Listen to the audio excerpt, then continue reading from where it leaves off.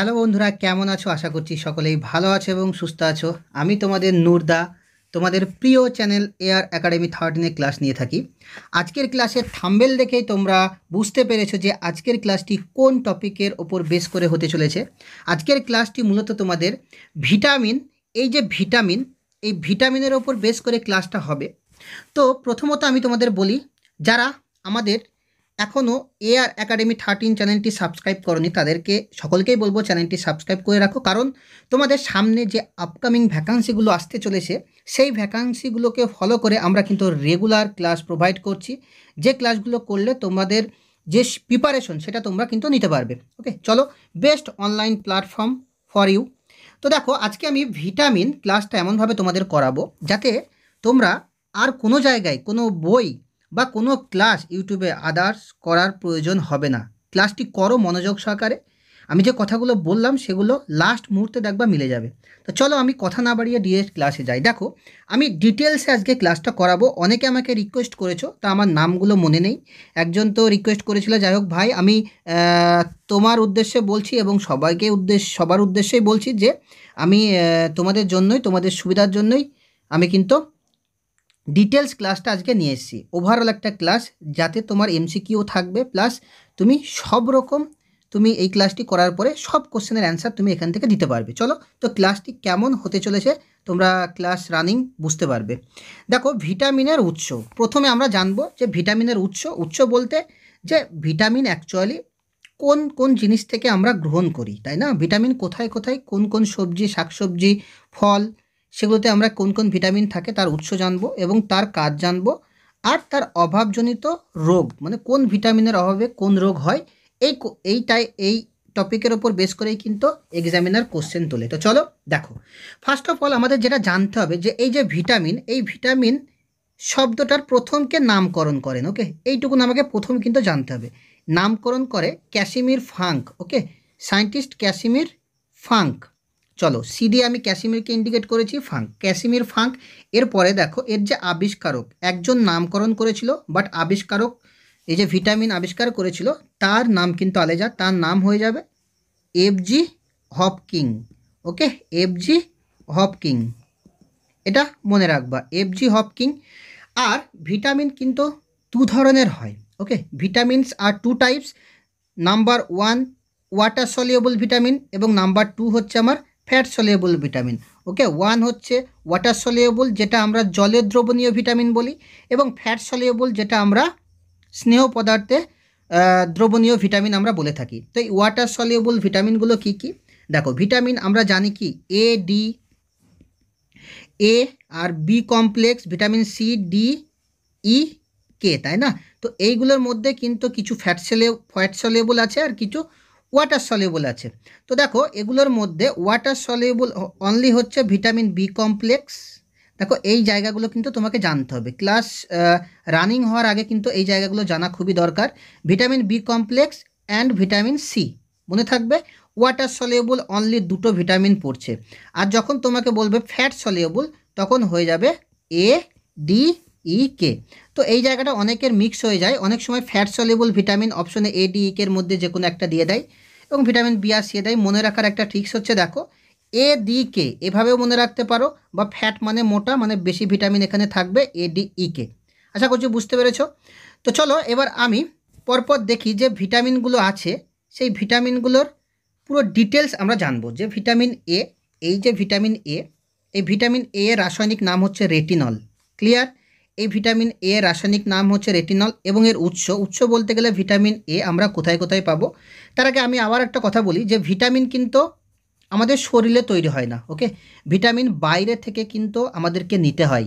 ওকে, কারণ বাইরে বলতে গেলে এই যে বিভিন্ন শাক সবজি, ফল, বিভিন্ন ধরনের খাবার খাই, তার বিনিময়ে কিন্তু আমরা ভিটামিনগুলো পাই।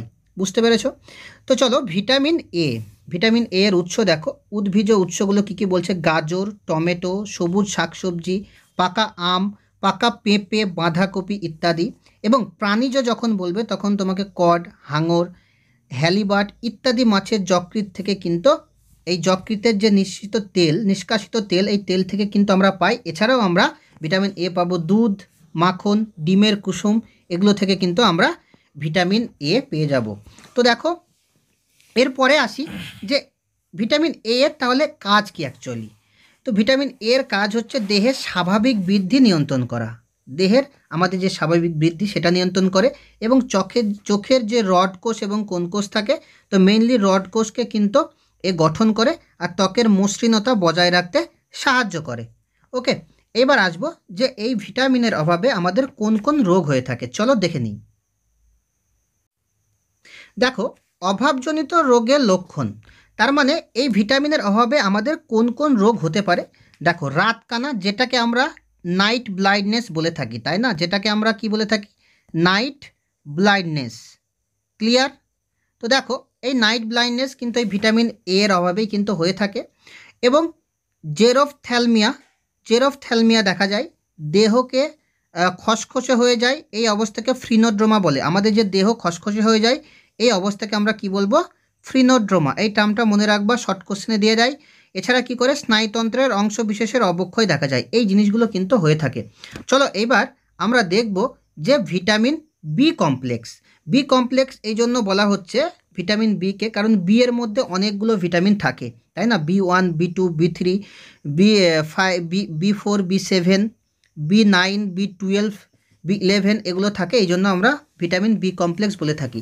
তো এর উদ্ভিজ্জ উৎসগুলো কি কি, কোন কোন উদ্ভিদে পাওয়া যাবে, দেখো ঢেঁকি ছাঁটা, চাল, গম, চাল, গমের কুঁড়ো, ভুট্টা, অঙ্কুরিত বীজ, সবুজ শাকসবজি, পাকা কলা, আনারস, পেয়ারা ইত্যাদি। যদি বলে প্রাণীজ হবে মাছ, মাংস, দুধ, মাখন, যকৃৎ ইত্যাদি। এগুলো মনে রাখবে তোমরা।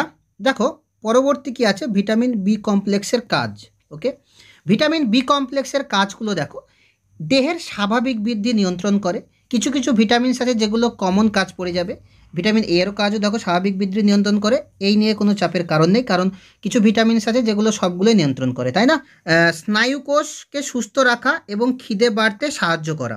চলো আমরা এবার দেখে নিই যে এর অভাবজনিত কারণে কি কি রোগ হয়ে থাকে। দেখো প্রথমত এখানে কি বলেছে, আমি বললাম যে ভিটামিন বি কমপ্লেক্স বলা হয় কারণ বি এর মধ্যে অনেকগুলো ভিটামিন পাওয়া যায়, ভিটামিন B1 B2 B3 এইভাবে করে। ভিটামিন B5 B6 সব আছে, দেখো ভিটামিন B6 আছে, ভিটামিন তারপরে B12 আছে। যাই হোক, তো দেখো আমরা দেখে নিই যে ভিটামিন B1 এর অভাবে কী রোগ হয়। ভিটামিন বি অভাবের আগে আমাদের বেরি রোগ হয়। ক্লিয়ার? এই ভিটামিন B1 এর রাসায়নিক নাম, কেমিক্যাল নেম অনেক সময় দিয়ে দেয়, এটার নাম হয়ে যাবে থায়ামিন। মনে থাকবে, এটার নাম হয়ে যাবে থায়ামিন, মনে রেখে দিও। চলো এরপরে দেখো ভিটামিন B2 এর অভাবে ঠোঁটে ঘা এবং জিহ্বায় ঘা দেখা যায়। 3 নম্বর ভিটামিন B3 এর অভাবে অস্ত্রে ঘা এবং চর্মরোগ দেখা যায়। এটা অন্ত্রে হবে, সরি, ওকে, এটা অন্ত্রে হবে, এটা ঠিক করে নিও। ভিটামিন B5 কি বলছে, এর অভাবে পেলো রোগ হয়। ওকে, পেলো রোগটা দেখা যায়। এবং ভিটামিন 6 অভাবে কি হয়, এর অভাবে দেহ বৃদ্ধি ব্যাহত হয়। এছাড়া অনিদ্রা, রক্তাকল্পতা, স্নায়ুর দুর্বলতা ইত্যাদি দেখা যায়। আর ভিটামিন B12 অভাবে রক্তাকল্পতা, মুখে ও জিহ্বাতে ঘা হয়। ক্লিয়ার? এরপরে আমরা দেখব যে ভিটামিন সি। প্রথমেই বলেছিলাম এই ভিটামিন সি কিন্তু জলে দ্রবণীয় ভিটামিন। ওকে, তো দেখো ভিটামিন সি, তো এর রাসায়নিক নাম হচ্ছে অ্যাসকর্বিক অ্যাসিড। ভিটামিন সি এর রাসায়নিক নাম হচ্ছে অ্যাসকর্বিক অ্যাসিড। এই ভিটামিন সি এর উদ্ভিজ উৎসগুলো কি থাকে, আমলকি, লেবু, পেয়ারা, টমেটো ইত্যাদি। ওকে, তো বিভিন্ন ফল জাতীয় জিনিসে কিন্তু এই ভিটামিন সিটা পাওয়া যাবে, এছাড়াও টক জাতীয় জিনিস। তো দেখো এই আমলকি আর পেয়ারায় কিন্তু বেশি পরিমাণে ভিটামিন সি পাওয়া যায়। ওকে, বেশি পরিমাণে, মনে রাখবে এটা, বেশি পরিমাণে ভিটামিন সি পাওয়া যায় আমলকি এবং পেয়ারা। তো প্রাণীজ উৎসগুলো ভিটামিন সি এর কী কী আমরা দেখে নিই। দেখো এই জায়গাটা একটু মিস্টেক হয়েছে, তো যাই হোক এখানে যেটা হবে, তো আমি এটা নিয়ে বলে নিই। দেখো এই দুধে কিন্তু ভিটামিন সি পাওয়া যায় না। এই দুধে ভিটামিন সি এবং আয়রন Fe এই দুটো জিনিস কিন্তু আমরা পাই না। এই জন্য দুধকে আমরা কি খাদ্য বলি না বলো তো, সুষম খাদ্য হিসাবে আমরা বিবেচনা করি না। দুধকে আমরা সুষম খাদ্য হিসাবে কিন্তু গ্রহণ করি না, শুধু দুটো কারণ, এক ভিটামিন সি এবং আয়রন না থাকার জন্য। তাহলে এবার তোমাদের মনে প্রশ্ন আসতে পারে যে দাদা তাহলে প্রাণীজ উৎসগুলো কি হবে। বলে দিচ্ছি, তোমাদের প্রাণীজ উৎসগুলো হবে লিভার এবং কিডনি। ওকে, লিভার এবং কিডনি এতে কিন্তু পাওয়া যাবে কি বলো তো, ভিটামিন সি। ওকে, চলো আমরা এবার দেখে নিই যে এর অভাবজনিত কারণে কি কি রোগ হতে হতে পারে। ভিটামিন সি এর কাজগুলো আমরা দেখে নিই, তারপরে আমরা অভাবজনিত কারণ কি রোগ হয় দেখব। ভিটামিন সি রোগ প্রতিরোধ ক্ষমতা বাড়ায়, এটা কিন্তু খুবই ভাইটাল একটা পয়েন্ট। শরীরে রোগ প্রতিরোধ ক্ষমতা কমে গেলে কিন্তু ডক্টর বাবুরা বলে দেখবা লেবু খেতে, কারণ লেবুতে প্রচুর পরিমাণে ভিটামিন সি থাকে। এছাড়া দাঁত ও মাড়ির সুস্থতা বজায় রাখে, দাঁতের গোড়া দিয়ে যে রক্ত পড়া সেটা ভিটামিন সি এর অভাবে হয়ে থাকে। আর বিসি গঠনে এবং বিভিন্ন জারণ বিজারণ প্রক্রিয়ায় কো এনজাইম রূপে কাজ করে। ওকে, এটা ভাইটাল পয়েন্ট, 3 নম্বরটা মনে রাখো, এই আরবিসি। ওকে, তো এই আরবিসির ফুল ফর্ম কি আমার আসলো, তাই আমি তোমাদের বলে দিচ্ছি। আরবিসির ফুল ফর্ম হচ্ছে রেড ব্লাড সেল। ওকে, রেড ব্লাড সেল, যাকে আমরা লোহিত রক্তকণিকা বাংলায় বলে থাকি। ওকে, লোহিত রক্তকণিকা, মনে থাকবে, লোহিত রক্তকণিকা। তো দেখো এই যে আয়ুকাল, ওকে, এরা কতদিন বাঁচে, লোহিত রক্তকণিকার আয়ু হচ্ছে 120 দিন, মনে রাখবা 120 দিন, কারণ এই কোশ্চেনটা দিয়ে দেয়। ওকে, লোহিত রক্তকণিকা, শ্বেত রক্তকণিকা এবং অনুচক্রিকা তোমরা জানো। তো এই লোহিত রক্তকণিকা যেহেতু আছে আমি পাশাপাশি বলে দিলাম। চলো দেখি এর অভাবজনিত কি হয়। এর অভাবজনিত একটা গুরুত্বপূর্ণ রোগ, যে রোগটা স্কারবি রোগ, বিভিন্ন পরীক্ষায় এর ওপর এই স্কারবি রোগের ওপর কোশ্চেন তুলে, তাই না, যে স্কারবি রোগ কোন ভিটামিনের অভাবে হয়, তখন অ্যান্সার হয়ে যাবে ভিটামিন সি। এছাড়া দাঁতের মাড়ি থেকে রক্তক্ষরণ এবং রক্তায়তা দেখা যায় কিন্তু এই ভিটামিন সি এর জন্যই। চলো আমরা এবার দেখব ভিটামিন ডি। ওকে, ভিটামিন ডি। তো এই ভিটামিন ডি এর প্রথমে আমরা জানবো যে এর রাসায়নিক নাম। এর রাসায়নিক যে নামটা হয় সেটা হচ্ছে ক্যালসিফেরল, মনে থাকবে ক্যালসিফেরল। চলো, ভিটামিন ডি এর যে উৎস, এর উৎস উদ্ভিজ উৎসগুলো কি আছে, উদ্ভিজ তেল এবং বাঁধাকপি। বাঁধাকপিতে প্রচুর পরিমাণে ভিটামিন ডি আমাদের পাওয়া যায়। এবং প্রাণীজ উৎস যখন বলবে তোমার হয়ে যাবে কড, হাঙর, হ্যালিবার্ড প্রভৃতি মাছের যকৃতের তেল এবং দুধ, মাখন, ডিম, এগুলোতে কিন্তু ভিটামিন ডি পাওয়া যায়। চলো আমরা এবার দেখি ভিটামিন ডি এর যে কাজ সেগুলো আমরা দেখে নিই।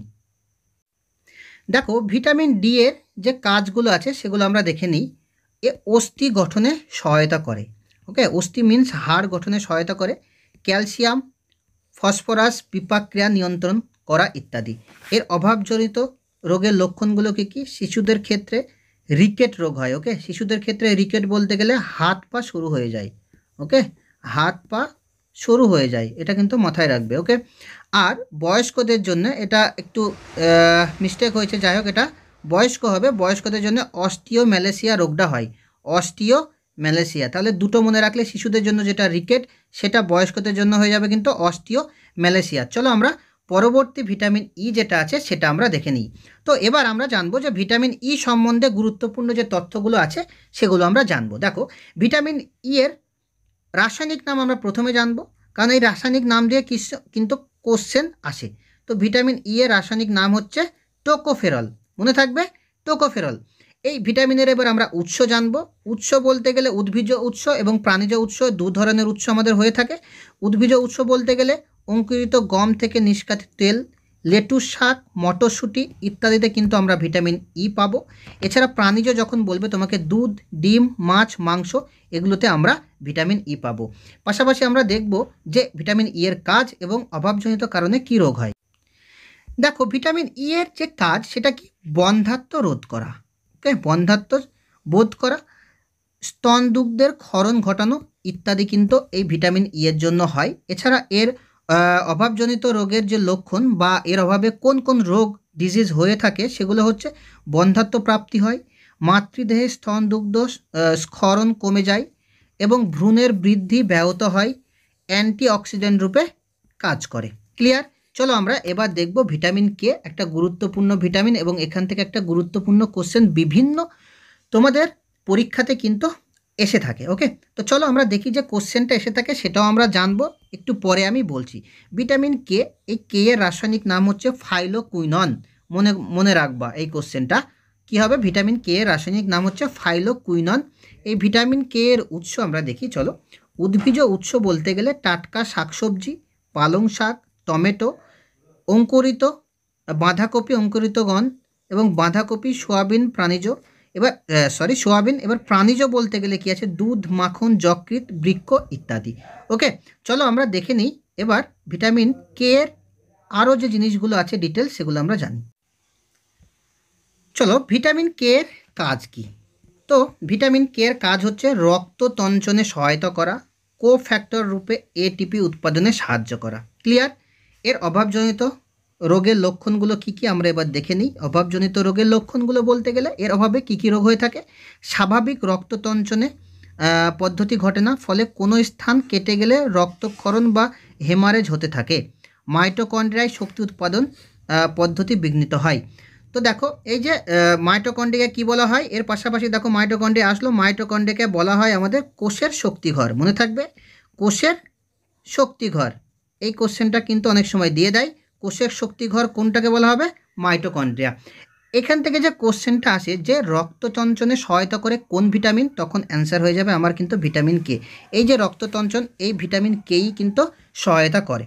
চলো এবার আমরা এই যে ভিটামিন সম্বন্ধে যে একটা ডিটেলস আমরা ক্লাস করলাম, ওকে, এই ডিটেলস ক্লাসটা যারা যারা আমার পূর্ণ ক্লাসটি করলে তারা কিন্তু এবার যে কোশ্চেনগুলো আমি এখান থেকে রেখেছি সেই প্রবলেমের প্রত্যেকটা অ্যান্সার কিন্তু তোমরা দিতে পারবে। ওকে, তো চলো আমার অ্যান্সার এখানে করাই আছে, বাট ভিটামিন থেকে আমি যা করালাম এর বাইরে কিন্তু একটাও কোশ্চেন তোমরা কোনো এক্সামে দেখতে পাবে না। আমি এটা তোমাদেরকে একদম চ্যালেঞ্জ করে বলতে পারি, কারণ আমি বেছে বেছে কিন্তু সব জায়গা এখান থেকে রেখেছি। চলো এবার আমি দেখে নিই যে কোশ্চেন কয়েকটা রেখেছি সেগুলো দেখো। রক্ত জমাট বাঁধার জন্য প্রয়োজনীয় ভিটামিন কোনটি? এর অ্যান্সার হয়ে যাবে ভিটামিন কে, এক্ষুনি বললাম। পরবর্তী প্রশ্নটা কি বলছে দেখো, কোন ভিটামিনের অভাবজনিত কারণে রিকেট রোগ হয়? একটু আগেই বললাম। এটা কি বলতো, বাচ্চাদের জন্য কিন্তু রিকেট রোগ হয় ভিটামিন ডি এর অভাবের জন্য, এবং যেটা অস্টিওম্যালাইসিস সেটা কিন্তু বয়স্কদের জন্য কিন্তু হয়ে থাকবে। চলো এর পরবর্তী প্রশ্নগুলো কি আছে দেখে নিই।